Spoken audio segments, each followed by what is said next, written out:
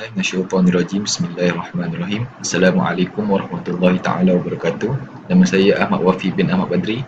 Nombor metrik 049343. Okey, hari ini saya akan membentangkan tajuk iaitu majas mursal. Kalau sebelum ni ustaz dah terang dalam kelas, jadi kalau siapa yang tak faham tu saya akan terangkan dengan lebih ringkas dan lebih mudah faham. Okey. Sebelum itu kita mulakan dengan apa itu majas, apa itu mursal. Okay. Al-majas fil lughah huwa at-tajawuz wa at-ta'addi. Wa fil istilah al-laghwi huwa sarf al-lafzi an ma'nahu az-zahir ila ma'na marjuhu biqarina. Ayu anna al-lafzu yuqsadu bihi ghayra ma'nahu al-harfi bal ma'na lahu alaqatin ghayra mubasharatin bil ma'na al-harfi. Maknanya di sini dikata majas dari segi bahasa adalah melampaui batas. Dari segi istilah pula ialah perkataan yang dikeluarkan dari makna yang jelas menjadi makna yang sepatutnya berdasarkan konteks. Itu maksud majas. Okay. Apa yang nak dikatakan di sini ialah majas ni bukan hanya makna harfiahnya sahaja, melainkan makna yang mempunyai hubungan yang tidak langsung dengan makna harfiah. Itu untuk majas. Okay. Untuk mursal pula, mursal dari segi bahasa merupakan lancar, itlaq, itu maknanya lancar. Maknanya dari segi istilah pula ialah mursal ini merupakan mengenai pembatasan hubungan tertentu, tapi ia dihalang antara hubungan selain metafora. Metafora maknanya mursal ni lebih kurang macam perumpamaan, metafora.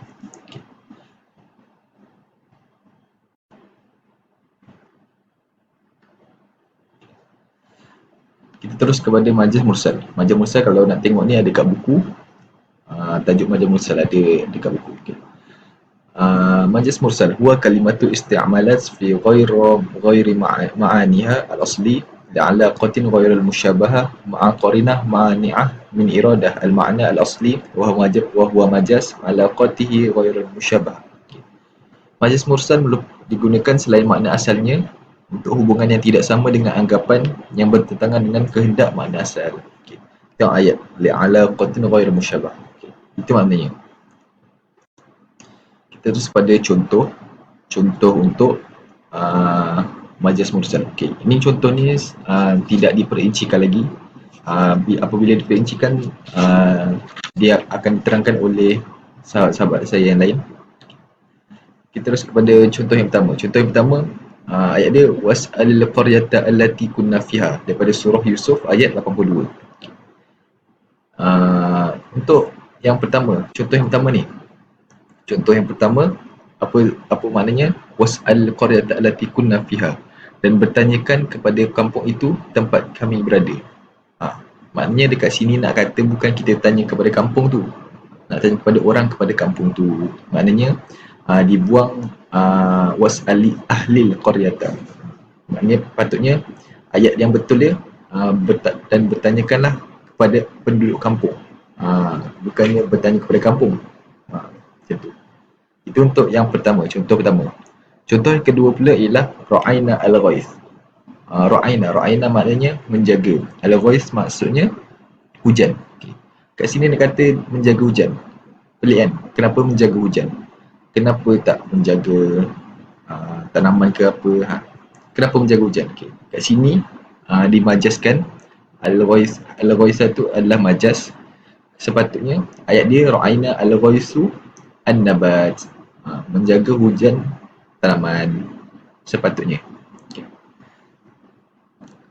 Maknanya dekat sini kata menjaga hujan tanaman. Maknanya menjaga tanaman daripada untuk bercucuk tanam, untuk menaikkan rumput lagi dan sebagainya. Itu maksud yang kedua. Okey, yang ketiga syaribat ma al-furat. Syaribat ma al-furat maknanya meminum air furat, air daripada sungai Furat. Takkan kita nak kata kita minum semua sungai Furat tu, kita minum air dia. Tak. Maknanya kat sini dia kata kita minum sebahagian sahaja daripada air sungai Furat. Wallahualam. Assalamualaikum warahmatullahi wabarakatuh. Nama saya Muhammad Airil Lumajudi bin Azri, nombor metrik 048302. Saya akan membentangkan tajuk daripada alaqat majlis mursal. Yang pertama adalah sababiyah. Sababiyah ni nak dimaksudkan adalah kalimat yang menyebutkannya sebab. Tapi yang dimaksudkannya adalah musabab, iaitu hasil. Boleh kita tengok contoh kat bawah ni. Azam tu yadun fulan indi. Masuk kat sini, yadun ni tangan. So nak cakap yadun ni adalah sebab kepada nikmat.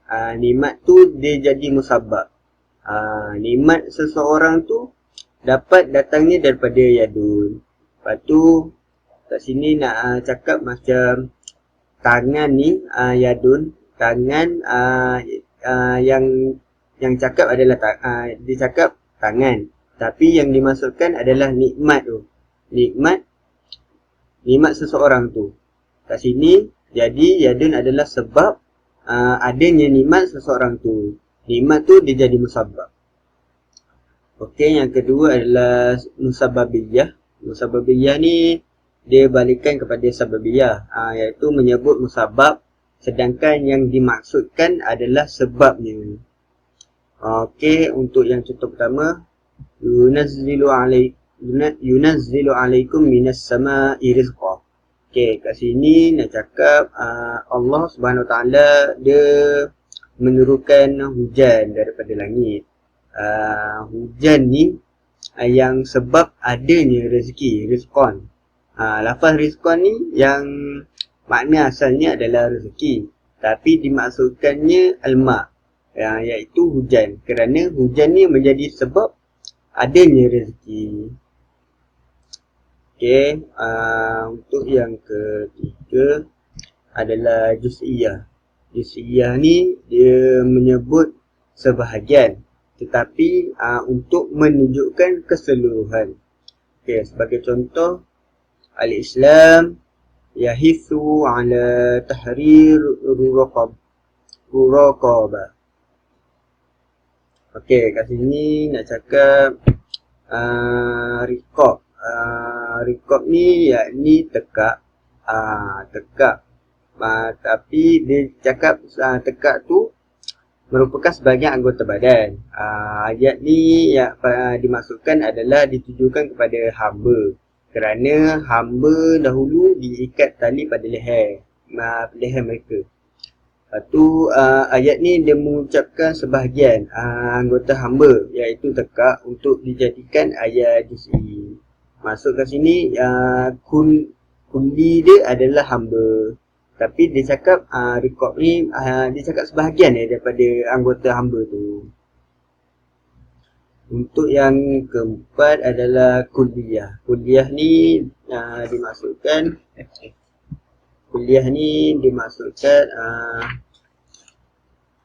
menyebut secara keseluruhan, tetapi maknanya adalah sebahagian. Okey, kat sini boleh kita tengok contoh. A'udzubillahi minasyaitonirrajim. Yaj'aluna asabi'ahum fi adhanihim minas sawa'iq anzaral maut. Okey, kat sini ayat ni dia menceritakan bahawa mereka menutup telinga mereka dengan jari-jari. Okey, jari-jari. Okey, sekarang memang tak logik lah kalau dia orang tutup dengan jari-jari mereka. Maksudnya jari-jari tu banyak masuk sumbat dalam telinga mereka. Yang ni nak ceritakan bahawa mereka memang tidak mahu sangat untuk dengar, sampai nak tutup telinga dengan semua jari mereka. Tetapi ayat ni ditafsirkan bahawa mereka menutup telinga dengan hujung jari mereka saja. Di sini ni nak cakap betapa mereka tak nak dengar sampai mereka nak masukkan ke semua jari-jari mereka dalam telinga. Itu saja. Sekian daripada saya. Terima kasih. Bismillahirrahmanirrahim. Assalamualaikum warahmatullahi wabarakatuh. Nama diberi Muhammad Khairul Afif bin Karim. Nombor matrik 048697. Okay, insya-Allah kita akan sambung kepada tajuk majlis mursal. Okay, yang kelima iaitu alaqatul mahdiyah. Alaqatul mahliyah adalah di dalam ayat disebut tempat, tetapi yang dimaksudkan adalah apa yang ada di situ. Contohnya dari surah Yusuf ayat 82, A'udzubillahi minasyaitonirrajim, was'alil qaryatil lati kunna fiha. Yang bermaksud dan tanyalah penduduk negeri yang kami berada di situ dan kafilah yang kami datang bersamanya. Yang mana ini nak tunjukkan tentang, dia menyebutkan tentang tempat, tetapi yang dimaksudkan orang yang berada di situ. Seterusnya yang keenam iaitu alaqatul haliyah. Yang bermaksud di dalam ayat itu disebut sesuatu yang ada pada sesuatu tempat, tetapi yang dimaksudkannya adalah tempat itu sendiri. Contohnya dari surah Al-Imran ayat 107, A'udzubillahi minasyaitonirrajim, fa fi rahmatillahi hum fiha khalidun. Yang bermakna maka mereka berada di dalam rahmat Allah, yakni syurga, dan mereka kekal di dalamnya. Nak menunjukkan tentang tempat yang disebut iaitu syurga, dan apa yang dimaksudkannya adalah mereka yang berada di dalamnya. Ini nak menunjukkan tentang sesuatu tempat yang mana seseorang di dalamnya. Seterusnya nombor 7 iaitu alaqatul i'tibari ma kana, iaitu di dalam ayat disebut keadaan terdahulu, tetapi yang dimaksudkan adalah keadaan sekarang. Contohnya surah An-Nisa ayat 2, A'udzubillahi minasyaitonirrajim, atul yatama amwalahum, dan berikanlah kepada anak-anak yatim yang sudah baligh harta-harta mereka. Yang mana nak menunjukkan dia menceritakan keadaan anak-anak yatim yang terdahulu. Anak-anak yatim yang sebelum baligh mereka tidak berhak memegang harta, tetapi selepas baligh mereka berhak memegang harta mereka, kerana mereka selepas baligh tidak dianggap lagi sebagai anak yatim. Dan yang ke-8 dan terakhir iaitu alaqatul i'tibari ma yakun, iaitu di dalam ayat disebut keadaan masa depan, tetapi yang dimaksudkan adalah keadaan sekarang. Contoh dari surah Nuh ayat 27, A'udzubillahi minasyaitonirrajim, wala yalidu illa fajiran kaffara.